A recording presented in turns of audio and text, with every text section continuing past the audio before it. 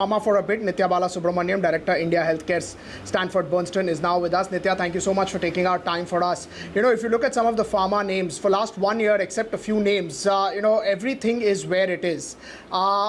If we assume we are in a bull market and the rotation trade based on earnings has to happen, what will be your top pick in the pharma pack? Would you stick to the large names, order of preference, and which names you think can re-rate from here on? In terms of our coverage, we cover mostly large cap names, and our top picks right now are Sun Pharma, Cipla, and Gland Pharma. So the valuations are slightly at an elevated level, but in these names, we do believe that there is possibility of, we do foresee continued growth and momentum in earnings. So we do think that will be appreciated by the market as well. So if you look at Sun Pharma, we believe that the potential in the specialty business is undervalued. And because of the uncertainty in specialty, we believe the market is undervaluing the base, very attractive India and emerging markets as businesses as well. When it comes to Cipla, I think a lot of the market is, of course, watching what will happen because of Wave 2 and the higher revenues that Cipla is going to enjoy because of that. But we believe that there is strength in the base businesses in India, which will start showing up in the later quarters. And of course, we do believe that there is now increasing visibility into their respiratory generics pipeline. Gland is a very different name. It's a B2B company. We believe they're sitting on a very strong business model, a very resilient business model with very little exposure to pricing risk. We do believe that they have a fantastic pipeline. Now, Nithya, let's stick to Sun Pharma. Let's just stick to Sun Pharma for a bit. It was in the 2014. It was the darling of the pharma space in terms of the valuation, the sort of move that you have seen. Then they ventured into specialty and they started to do a lot of investments. Somehow it has not yet picked up, but you believe that the best in terms of investment for that is behind, and now free cash flow will be generated, specialty will start to pick up. Is that the base thesis? I do. See, I think if you look at the specialty assets that they have, I think Illumya and Sequa, the potential in these two assets is underappreciated. Again, I'm not saying that these are going to be blockbuster assets, but I do think that both of these assets can reach a respectable revenue level, at which point of time they can more than justify the costs that are already going into the P&L.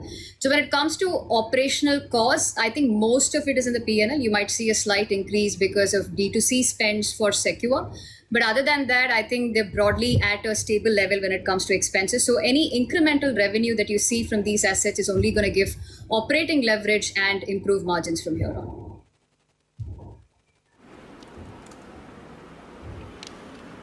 Right.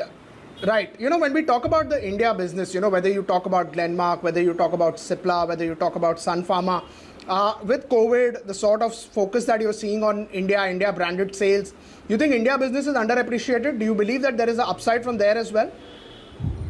I wouldn't say a blanket statement that India business is underappreciated, because we do see the domestic, lot of companies with largely domestic exposure commanding premium valuations, which is of course justified because of the higher growth, higher profitability and ROCE metrics. I think when it comes to Sun, I think the commercial muscle in India is underappreciated. They're of course number one. They're number one across a lot of chronic therapeutic categories as well. And even if you look through COVID, Sun has actually been able to deliver 100 to 200 bips higher growth than the market when the larger market was pretty stressed. Of course, they didn't participate in the COVID therapeutics growth. They didn't really have the portfolio. But if you remove the impact of the COVID therapeutics, I think Sun has performed really, really well, which again goes towards showing the kind of resilience that they have in the business. So like I mentioned before, I think the challenge for the market is, given that specialty right now is a drag on the margins, and again, there is not enough understanding and visibility into how the specialty business is likely to shape up. I think that is kind of an overhang on the base India and emerging market business as well, which should ideally be valued closer to some of their other peers who have a higher domestic market exposure.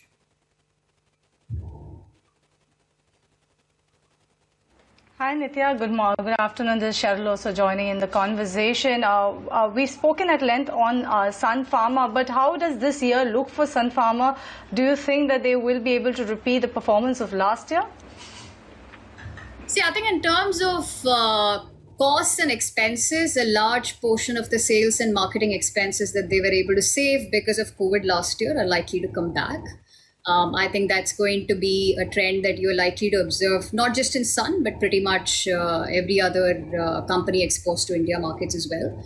But in terms of specialty, like I mentioned before, this quarter I do see that both dermatology and ophthalmology prescriptions are recovering well compared to last year in the US market.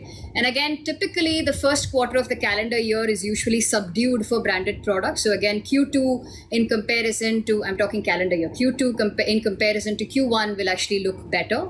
So I think I am expecting good traction in specialty, both YOY and QOQ terms this quarter. And I think if you look at the rest of the year, I do believe that there are certain factors that are underappreciated when it comes to Illumia. We are also seeing good traction in terms of the Europe sales in Illumia. I expect that to continue to pick up and support top line growth. And when it comes to India, again, we are seeing a larger market recovery. And Sun does have a fair bit of exposure to acute therapies, which was a big drag on the portfolio last year. And on that base, as the market recovers, we expect the India growth to be at or above market rates as well. All right, we leave it at that. Nithya, thank you for joining us on the show, giving us a take on the pharma sector as well as on Sun Pharma. That was Nithya Balasubramanian, who is the Director, India Healthcare for Sanford Bernstein, talking about the pharmaceutical sector, saying that Sun Pharma, Cipla and Gland Pharma are the top picks in that particular sector.